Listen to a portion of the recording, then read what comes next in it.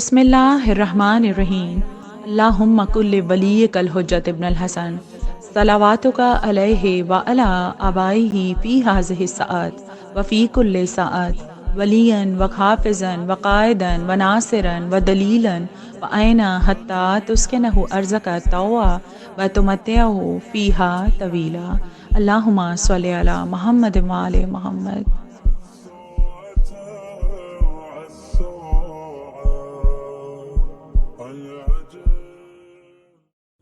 اعوذ باللہ من الشیطان الرجیم، بسم اللہ الرحمن الرحیم، الحمدللہ رب العالمین، الصلاۃ والسلام علی اشرف الانبیاء والمرسلین، الحمدللہ الذی جعلنا من المتمسکین بولایت امیر المؤمنین بولایت فاطمہ زہرا سیدۃ النساء العالمین ملکہ عالمین و آلہ الطیبین الطاہرین المعصومین ولعنت اللہ علی اعدائہم اجمعین من یومنا ھذا الی یوم الدین، اما بعدہ فقد قال اللہ تبارک و تعالی فی کتابہ المبین وہو اصدق الصادقین، ان اللہ و ملائکتہ یصلون علی النبی یا ایہا الذین آمنوا صلوا علیہ وسلموا تسلیما، اللہم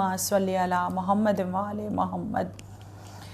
بسم اللہ الرحمن الرحیم، تمام تعریفیں اللہ کے لیے، درود و سلام محمد وعلی محمد کے لیے، اللہم صلی علی محمد وعلی محمد۔ 1444 ہجری، 27 ماہ شوال المکرم، معرفت اسماء القائم علیہ السلام کے عنوان کے تحت دوسرے سلسلے میں ہم داخل ہو رہے ہیں، اور آج 8ویں مجلس بعنوان معرفت اسم ولی الامر آپ سماعت فرما رہے ہیں۔ گزشتہ مجلس میں نے آپ کے سامنے آیہ ولایت کے تحت ولی کے معنی بتائے تھے، جس کے معنی صاحب اختیار کے ہیں، اور امر جو حکم کے جاری کرنے والا ہو۔ ولی الامر کے معنی ایسا صاحب اختیار جو قضا کو قدر اور قدر کو قضا میں بدلنے پہ اختیار رکھتا ہو، جو تقدیر پر قدرت رکھنے والا ہو، ولی الامر کہلاتا ہے۔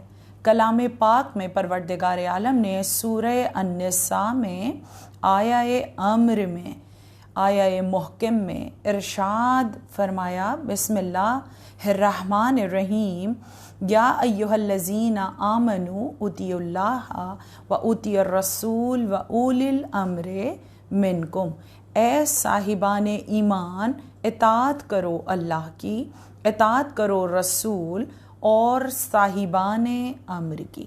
آیت کے نزول کے ساتھ ہی پیغمبر اسلام صلی اللہ علیہ وآلہ وسلم نے اپنے اصحاب سے پوچھا کہ تم نے اللہ کی اطاعت کو سمجھا، تم نے رسول کی اطاعت کو سمجھا، اب بتاؤ کہ یہ اولی الامر کون ہیں؟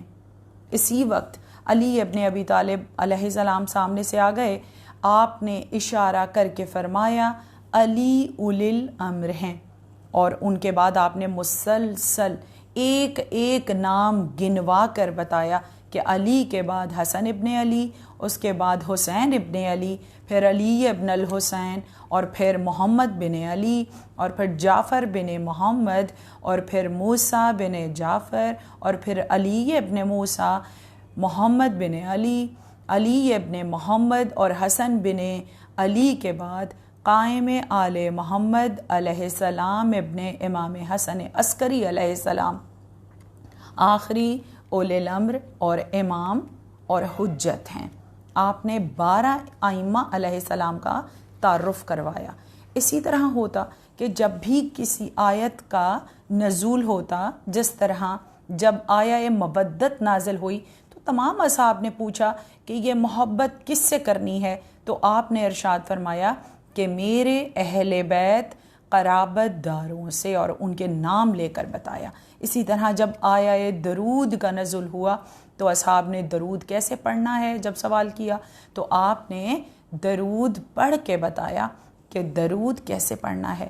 تو اسی طرح کلام پاک میں سورہ بروج کی پہلی، دوسری اور تیسری آیت میں ارشاد ہوا کہ بسم اللہ الرحمن الرحیم والسماء ذات البروج ویوم موعود وشاہدن ومشہود، جس کا ترجمہ یہ ہے کہ اللہ کے اسم سے جو نہایت رحم کرنے والا ہے، برجوں والے آسمان کی قسم، اس دن کی قسم جس کا وعدہ دیا گیا ہے، اور گواہ اور جس کی گواہی دی جائے گی، اس کی قسم۔ اس کی تفسیر میں آپ صلی اللہ علیہ وآلہ وسلم نے ارشاد فرمایا کہ آسمان سے مراد میں محمد صلی اللہ علیہ وآلہ وسلم، اور 12 برجوں سے 12 آئمہ، جس میں آخری امام زمانہ علیہ السلام ہیں، آپ نے تعارف کروایا۔ اسی طرح سورہ توبہ کی 15 نمبر آیت وجود امام زمانہ علیہ السلام پر اس طرح دلیل کرتی ہے کہ بسم اللہ الرحمن الرحیم یا ایھا الذین آمنوا اتقوا اللہ وکونوا مع الصادقین، اے ایمان والو اللہ سے ڈرو اور سچوں کے ساتھ ہو جاؤ۔ اس لحاظ سے ہر زمانے میں ایک صادق کا وجود لازمی ہے۔ اس کے بعد سورہ انبیاء کی 21 نمبر آیت میں پروردگار عالم نے ارشاد فرمایا بسم اللہ الرحمن الرحیم، ہم نے ان کو امام بنایا جو ہمارے حکم سے ہدایت کرتے ہیں۔ اس آیت کے نزول کے بعد رسول اللہ صلی اللہ علیہ وآلہ وسلم کے لیے لازم الملزوم تھا کہ آپ پروردگار عالم کے حکم کے مطابق ہادیان برحق کا تعارف کروائیں، اور اس آیت کی تفسیر میں رسول اللہ صلی اللہ علیہ وآلہ وسلم نے 12 ائمہ علیہ السلام کے اسماء مبارک بتا دیے تھے۔ آیہ امر کے نزول کے ساتھ جابر بن عبداللہ انصاری نے رسول اللہ سے دریافت کیا کہ اللہ کی اور رسول کی اطاعت ہمیں سمجھ آ گئی، مگر وہ اولی الامر کون ہیں؟ رسول اللہ نے فرمایا کہ وہ میرے بعد میرے 12 جانشین ہیں جو مسلمانوں کے امام ہیں، جن میں پہلا فرد علی ابن ابی طالب، اس کے بعد حسن، حسین، علی زین العابدین، محمد باقر، جعفر صادق، موسیٰ کاظم، علی رضا، محمد تقی، علی نقی، حسن عسکری، اور ان میں آخری فرد وہ ہوگا جو زمانے پر حجت ہوگا۔ پروردگار عالم اس کے ہاتھ پر مشرق اور مغرب کو فتح عطا فرمائے گا، اور ایک عرصے تک وہ اپنے شیعوں اور اپنے چاہنے والوں سے غائب رہے گا۔ اس کی امامت پر وہی ٹھہرے گا جن کے دلوں کے امتحان لے لیے گئے ہوں گے۔ جابر نے پوچھا یا رسول اللہ، ان کی غیبت کے دور میں ان کے چاہنے والے ان سے کیسے فائدہ اٹھائیں گے؟ تو آپ نے فرمایا قسم ہے اس ذات کی جس نے مجھے نبی مبعوث فرمایا، اس کے نور سے مومن منور ہوں گے، اور اس کی غیبت میں اس کی ولایت سے اس طرح فائدہ اٹھائیں گے جس طرح آفتاب سے فائدہ اٹھاتے ہیں جب وہ بادلوں کی اوٹ میں چھپ جاتا ہے۔ پھر آپ نے فرمایا جابر، یہ اللہ کے پوشیدہ رازوں میں سے ایک راز ہے، یہ اللہ کے علم کے خزانے ہیں، بس اس علم کو صرف اہل علم کے سامنے ظاہر فرمائے گا۔ ولی الامر کے عنوان کے تحت ہی ایک بار رسول اللہ صلی اللہ علیہ وآلہ وسلم اپنے نواسوں کے ہمراہ مسجد نبوی میں تشریف فرما تھے کہ جناب خضر علیہ السلام تشریف لائے، اور انہوں نے رسول اللہ صلی اللہ علیہ وآلہ وسلم کی خدمت میں سلام پیش کیا، اور پھر ایک سوال کیا کہ یا رسول اللہ، یہ تو بتائیے کہ سب سے بھاری شے کیا ہے؟ کائنات میں سب سے بھاری شے کیا ہے؟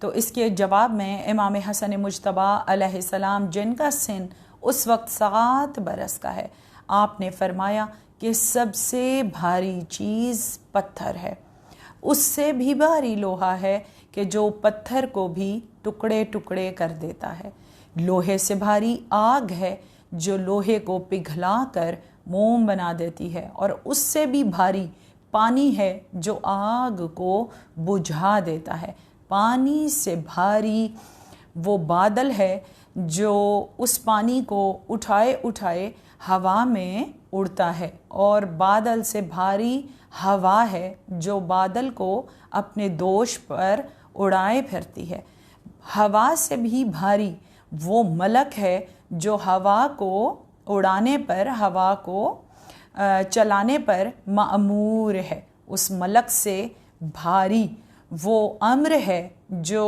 اس ملک پہ نازل ہوتا ہے، اور امر سے بھی بھاری اور قوت والی وہ ہستی ہے جو ولی الامر اور اولی الامر ہیں، جن کے حکم کے تحت کوئی بھی ملک اپنے جگہ کو چھوڑ نہیں سکتا اور اپنا کام انجام نہیں دے سکتا۔ تو وہ ولی الامر اور اولی الامر ہوتے ہیں جن کا اختیار پوری کائنات کے اوپر چھایا ہوتا ہے۔ بالکل اسی طرح حضرت آدم علیہ السلام کو صفی اللہ کہا جاتا ہے، حضرت نوح علیہ السلام کو نجی اللہ، اور حضرت ابراہیم علیہ السلام کو خلیل اللہ کہا جاتا ہے۔ حضرت موسیٰ علیہ السلام کو پروردگار عالم کے ساتھ کلام کرنے کی وجہ سے کلیم اللہ، اور حضرت عیسیٰ علیہ السلام کو روح اللہ کا لقب عطا ہوا، اور ہمارے نبی آخر ختمی مرتبت کو حبیب اللہ کا لقب اور خطاب عطا ہوا، اور مولا کائنات علی ابن ابی طالب علیہ السلام کو ولی اللہ کا لقب عطا ہوا، کیونکہ پروردگار عالم کی نظر میں ولی کا مرتبہ سب سے بلند ہے، صاحب اختیار کو ولی کہتے ہیں۔ اور امام حسین علیہ السلام وارث انبیاء ہیں، اسی کے تحت آپ کوئی زیارت میں پڑھا جاتا ہے، زیارت وارثہ میں، کہ السلام علیکہ یا وارث آدم صفی اللہ، السلام علیکہ یا وارث نوح نجی اللہ، السلام علیکہ یا وارث ابراہیم خلیل اللہ، السلام علیکہ یا وارث موسیٰ کلیم اللہ، السلام علیکہ یا وارث عیسیٰ روح اللہ، السلام علیکہ یا وارث محمدن حبیب اللہ۔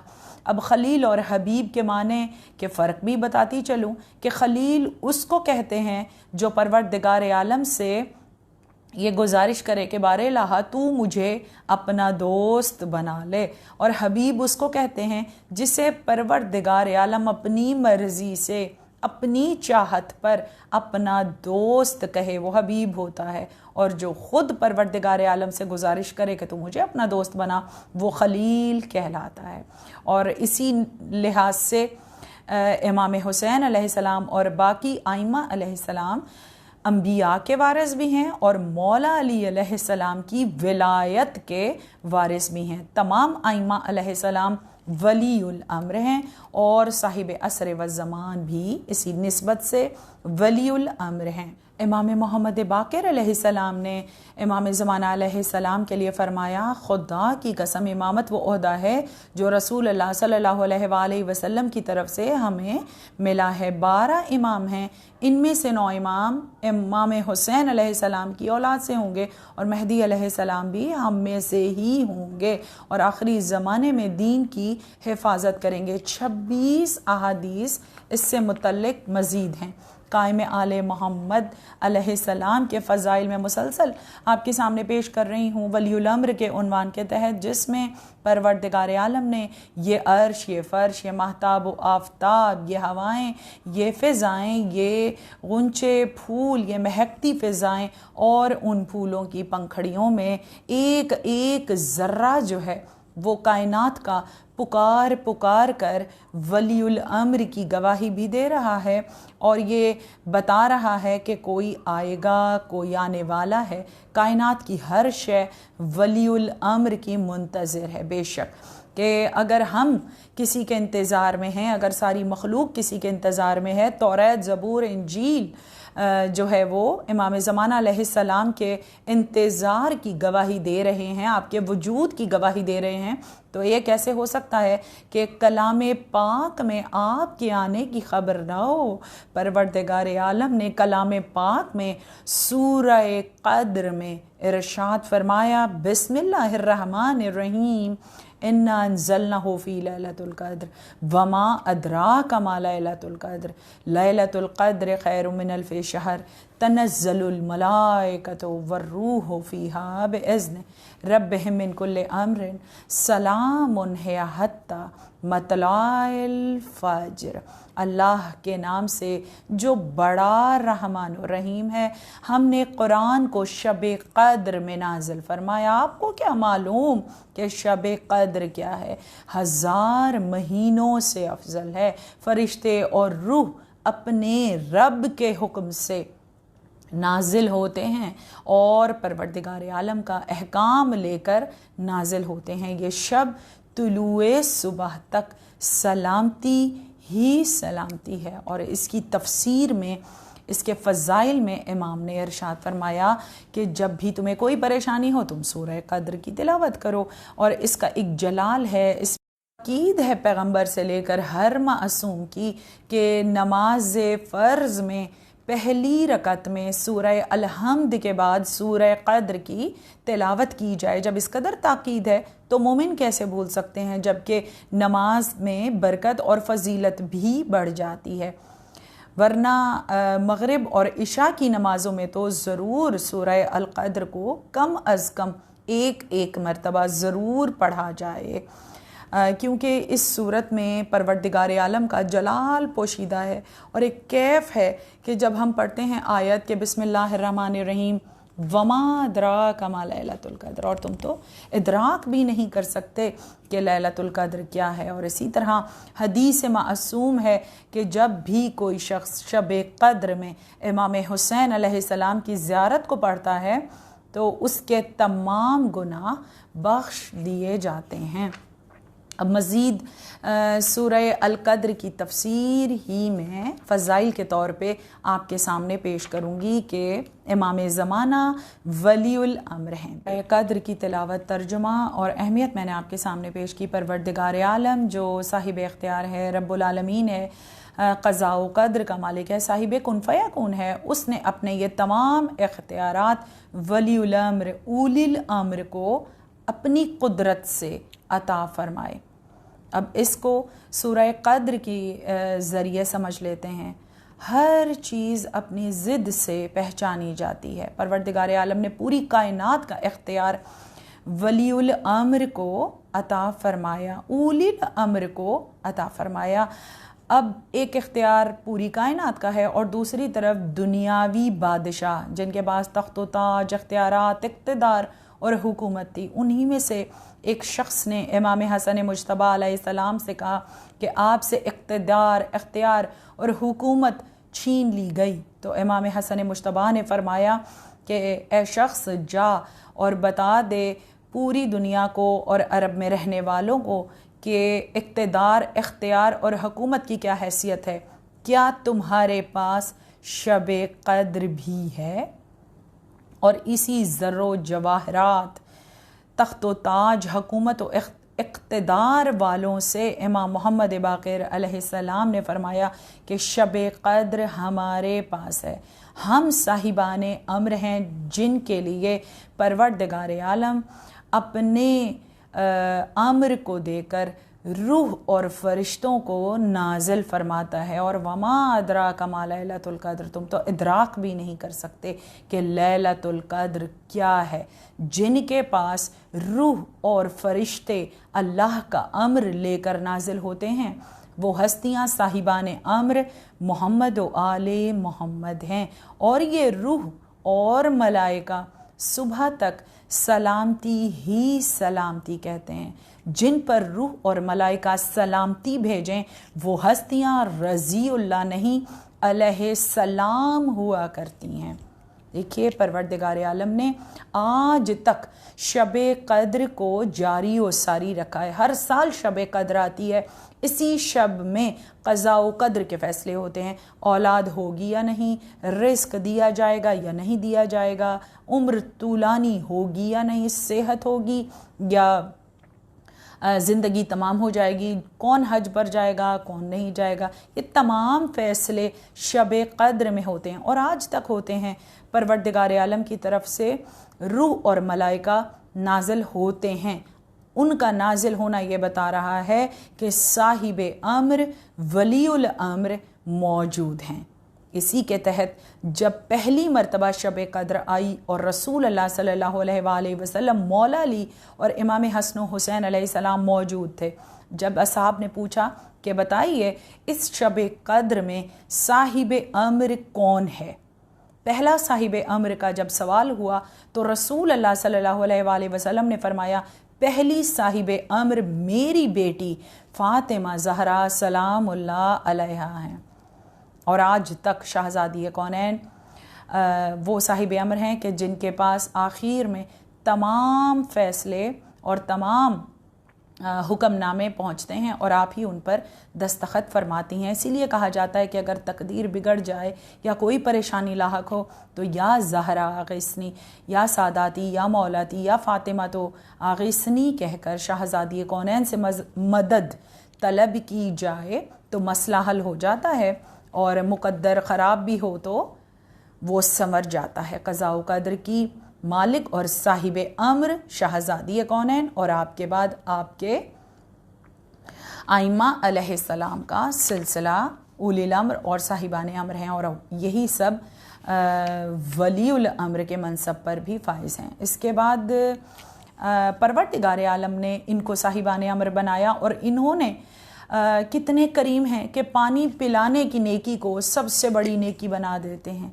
یہ اتنے کریم ہیں کہ اگر کوئی امام حسین علیہ السلام کی سبیل کا اہتمام کرے تو میدان محشر میں اس کی پیشانی پر لکھا جائے گا کہ یہ بہشتی ہے، وہ بہشتی کہلائے گا، اور وہ سب سے بڑا نیکی کرنے والا ہوگا جو اس دنیا میں پانی پلانے کا انتظام کرے گا۔ یہ صاحبان امر نے نیکی کو کس قدر آسان بنا دیا، قضا کو قدر میں بدلنے کا اختیار یہ ہستیاں رکھتی ہیں۔ اس میں ولی الامر کے عنوان کے تحت مجلس اپنے آخری مراحل میں ہے، اور امام علی رضا علیہ السلام نے ایک حدیث مبارکہ میں ارشاد فرمایا، اور ایک ایسا وقت آئے گا جب ایک شدید فتنہ اٹھے گا اور جب ہر بھید ساقط ہو جائے گا۔ یہ وہ وقت ہوگا کہ جب ہمارے فرزند مہدی علیہ السلام کے شیعوں کا فقدان ہوگا۔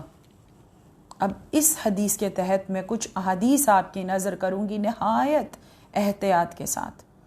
امام زمانہ علیہ السلام جب 72ویں برس غیبت کبریٰ میں جانے لگے تو آپ نے ارشاد فرمایا، آپ کے پہلے نائب عثمان بن سعید اسدی، ان کے انتقال کے بعد ان کے بیٹے محمد بن عثمان سعید اسدی امام زمانہ علیہ السلام کے نائب قرار پائے۔ ان کے بعد جناب حسین بن روح امام زمانہ علیہ السلام کے تیسرے نائب ہیں، جن کی طرف ہم اپنا عریضہ حاجت روانہ کرتے ہیں، اور آپ ہمارے عریضے وصول کر کے امام زمانہ علیہ السلام کی خدمت میں پیش کرتے ہیں۔ امام کے چوتھے نائب علی بن محمد سمری، اور ان کو اطلاع دی گئی 6 روز پہلے جب ان کے انتقال کا وقت قریب آیا۔ امام زمانہ علیہ السلام نے انہیں خط لکھا کہ میرا خط سنا دو سب کو کہ وہ گھبرائیں نہیں اور پریشان نہ ہو، تم سب پر میری نظر رہے گی۔ امام زمانہ فرما رہے ہیں، میں تمہاری مدد کرتا رہوں گا، مسائل سمجھاتا رہوں گا، ملاقاتیں کرتا رہوں گا، جب مصلحت ہوگی میں خود آؤں گا، جس سے ملنا چاہوں گا ملوں گا۔ یہ خط لکھا جناب علی بن محمد سمری کو اس وقت جب ان کا انتقال کا وقت قریب آیا۔ اب اپنا نائب مقرر نہ کرنا، امام زمانہ علیہ السلام نے کہا۔ 4 نائبین ہیں امام زمانہ علیہ السلام کے، اور غیبت کبریٰ میں جاتے ہوئے علی بن محمد سمری سے کہا اب اپنا نائب مقرر نہ کرنا، مجھے جس کی مدد کرنی ہوگی میں اس کی مدد غیب میں اس طرح کروں گا جس طرح آفتاب کو دیکھا ہے کہ بادلوں میں جب آفتاب چھپ بھی جاتا ہے تو کیا رات ہو جاتی ہے؟ نہیں، روشنی باقی رہتی ہے۔ ہاں، تم نے دیکھا کہ آفتاب پردے میں بھی ہو تو روشنی باقی رہتی ہے۔ اسی طرح امام اگر پردے میں بھی ہیں تو غیب میں رہ کر وہ اپنے چاہنے والوں کی ہدایت بھی فرما رہے ہیں، ظلمت نہیں چاہ سکتی۔ امام زمانہ علیہ السلام پردے میں رہ کر اسی طرح ہدایت کرتے بھی ہیں، اور ہدایت پانے والے امام سے ہدایت پا بھی رہے ہیں۔ جہاں بھی کوئی مسئلہ آ جاتا ہے تو امام زمانہ علیہ السلام سے توسل کے کئی طریقے ہمارے پاس موجود ہیں، جس میں زیارت جامعہ کبیرہ ہے، زیارت آل یاسین ہے، جس کو پڑھ کے ہم امام زمانہ علیہ السلام کے حضور توسل کر سکتے ہیں۔ اور اس کے علاوہ امام زمانہ علیہ السلام کا شیخ مفید کو خط امام فرماتے ہیں، تم نے جب کہ ہم تمہاری نگرانی کر رہے ہیں، تمہیں دیکھ رہے ہیں، یہ جو تم ایک جگہ سے دوسری جگہ منتقل ہوتے ہو، جب تم پر آئی ہوئی بلا ٹل جاتی ہے، یہ اقدام اگر ہم نہ کریں تو دنیا تمہیں پیس کر رکھ دے. امام زمان علیہ السلام فرما رہے ہیں. اور پھر بار بار مولا کائنات کا بھی نہج البلاغہ میں خطبات موجود ہیں، پیغامات ہیں، اور امام زمانہ علیہ السلام کے پیغامات ہمارے نام ہیں کہ گھبران نہیں ہے، پریشان نہیں ہونا. ہم دیکھتے ہیں کہ تم پر کون سی بلا آنے والی ہے اور تم ہی ہمیں بھولے رہتے ہو.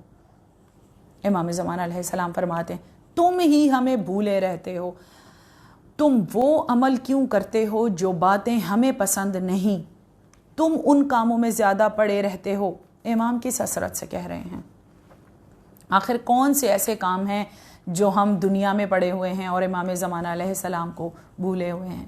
اب اس کی تھوڑی سی شرح کر دوں کہ جب محضر نامہ آیا شہادت امام حسین علیہ السلام کا، رسول اللہ بھی موجود ہیں، مولا کائنات شہزادی کونین امام حسن مجتبی امام حسین علیہ السلام. تو شہزادی کونین نے ایک سوال کیا تھا کہ بابا جب میرا بیٹا اتنی عظیم قربانی کو پیش کرے گا تو میرے بیٹے کو روئے گا کون؟